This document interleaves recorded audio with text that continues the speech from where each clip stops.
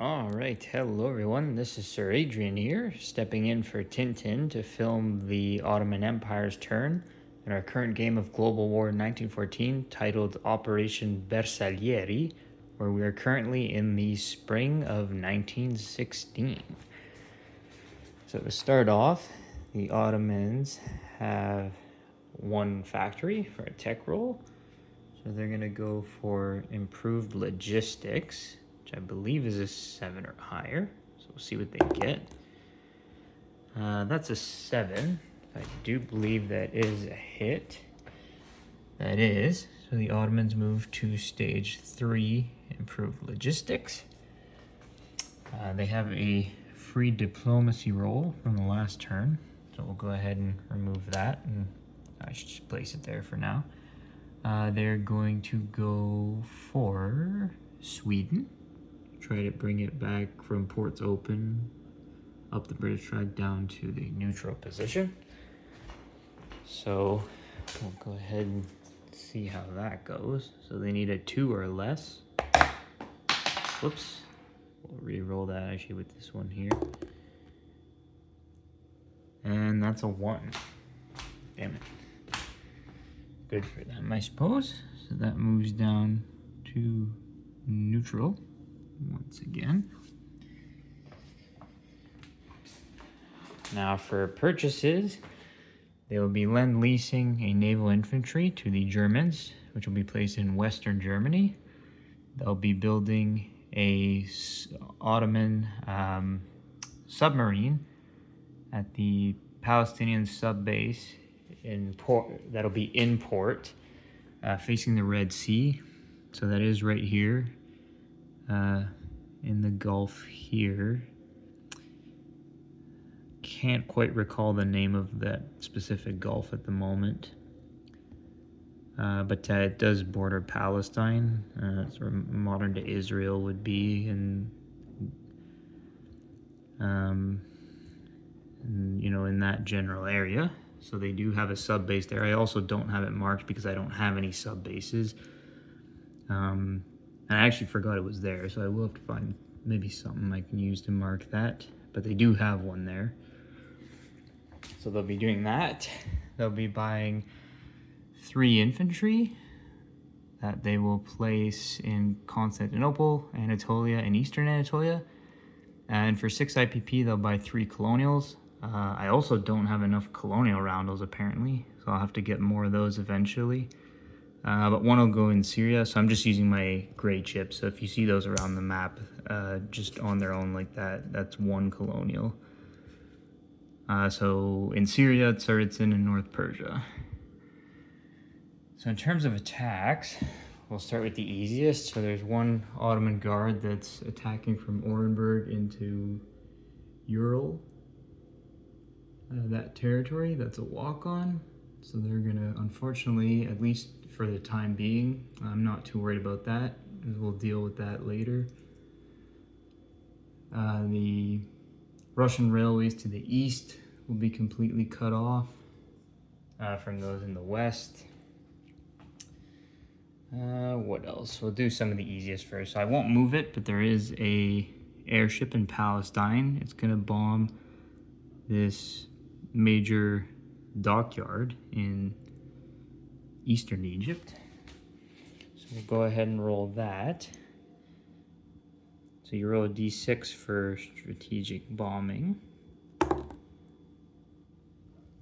So a 3, I do believe, is the maximum damage. Yes. So I'll get a damage marker for that. Sure. Actually, we'll just grab it right now. Why not? Why not? Just so we don't forget it later. So that major dockyard is going to take 3 damage, unfortunately. So those British ships that are in port there are going to be stuck in port till that's repaired. Which I do believe if you pay, that's at the very beginning of your turn, and then you could move them out on the next British turn. So keep that in mind, Subscolian, for sure. Anyway, then they will get a defense roll, which I believe is 1d12. Yep, so 1 die per attacking bomber or zeppelin or airship. So just the 1 in this case. And that's a 4. So that's a miss, unfortunately. And that zeppelin is going to land back in Palestine with the rest of the First Army there. What else? And then the only other attack is there's going to be 2 cavalry from Orenburg that are going to attack the Japanese units in Kalmytskaya. So they're coming from here, so they won't face any terrain penalties whatsoever. There's going to be 1 cavalry from Orel Kursk. That'll be moving over here, so that one will be going 1, I imagine, into Donetsk, Kuban, and 2. Yeah. Oh, yeah, it has to, actually, because that's Donetsk is still Russian territory. Anyway, that one won't suffer any penalties either. And then there's 1 infantry from North Caucasus. That one neither won't suffer a penalty. And then all the units from Tsaritsyn, which should be, let's see, 3, 4, 5 infantry units. So in total, we should have 3, 4, 5, 6 infantry and 3 cavalry. So we'll go ahead and move everything over. So the infantry will all be at a 2, because there's no terrain penalty there for any of them. And the 3 cavalry units will all be attacking at a 3. Same thing, because there's no penalty. Then defending, we have some Japanese units from the Japanese Expeditionary Force, sent to assist myself, the Russians, in our struggle against the Central Powers. So we have a cavalry defending at a 2. We're going to have an artillery with a first strike defending at a 4. We're going to have an infantry defending at a 4. And another infantry defending at a 4. So we'll go ahead. They do get 3 rounds of combat because it's the spring. So we'll roll the cavalry first. So they hit on a 3 or less. So there's 1 hit for sure. So we'll keep that to the side. And what did I say? 3, 4, 5. So 6 infantry. So 1, 2, 3, 4, 5, 6. So 6 infantry at a 2. So that's 2 more hits. That's a total of 3 hits. And actually, I did make a slight mistake. The Japanese artillery should have gotten a first strike. So we'll go ahead and roll that first. That's a miss, but definitely important to make sure you roll that first. So anyways, so they get 3 hits. So we're probably going to want to lose our cavalry. And I suppose 2 infantry. I don't really think it's going to matter. The Japanese are definitely going to die, unfortunately.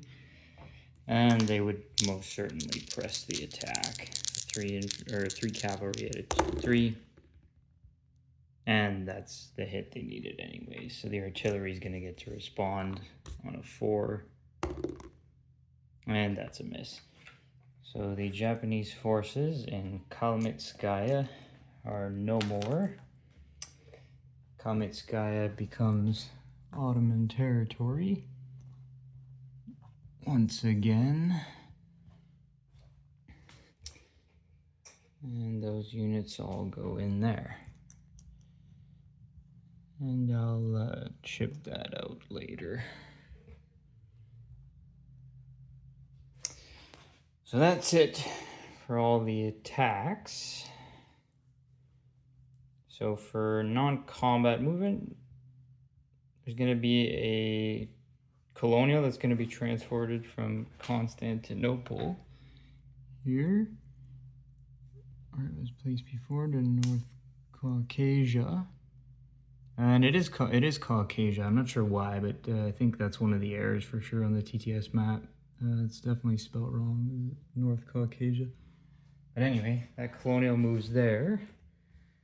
2 camels from northern Iraq are moving 1-2 to join the army in Palestine, down with their compatriots. We are going to have 1 mountain infantry from southern Iraq railed to eastern Anatolia. So that's going to move up there.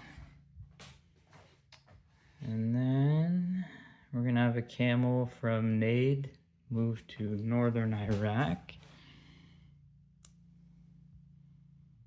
So 1, 2. We're going to have the infantry from Kuwait move to southern Iraq, so just next door there.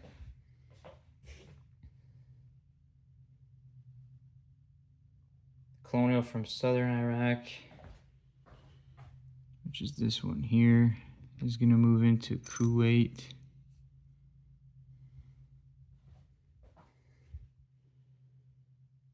The artillery from southern Iraq is going to move to northern Iraq.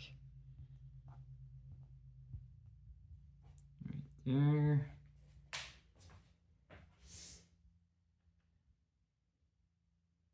The infantry from Anatolia, or 1 infantry, is going to move to eastern Anatolia. If I can get it to move, there we go. And 1 infantry from eastern Anatolia is going to move to North Persia. So that's it. Now for placement of units. So as I said, there's going to be a colonial in Tsaritsyn. There's going to be 1 placed in Syria. So there'll be 2 of them in Syria. And where's the last one placed again? The last one is in North Persia. So it's going to join that colonial there. We're going to have our 3 infantry. Going to place them in Constantinople, Anatolia, and eastern Anatolia. The sub, again, I'll grab an import marker, but that's going to be import in the Palestinian sub base. And the Germans are going to receive their Lend-Lease naval infantry in Western Germany. Now all that's left to do is roll for the wartime income increase. So we get 7, or the Ottomans will get 7 rather. So their income is currently at 19. So they should have 26. I don't believe they get any bonuses, but we'll double check real quick.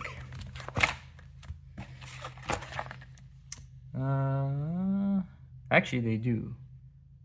+2. They can trace a railway supply path to Berlin. So what did I say? So 26, so they should have 28, I do believe. So they'll collect their income. That'll be it for the Ottoman Empire's turn. And I will be back very shortly with the Imperial Russian turn.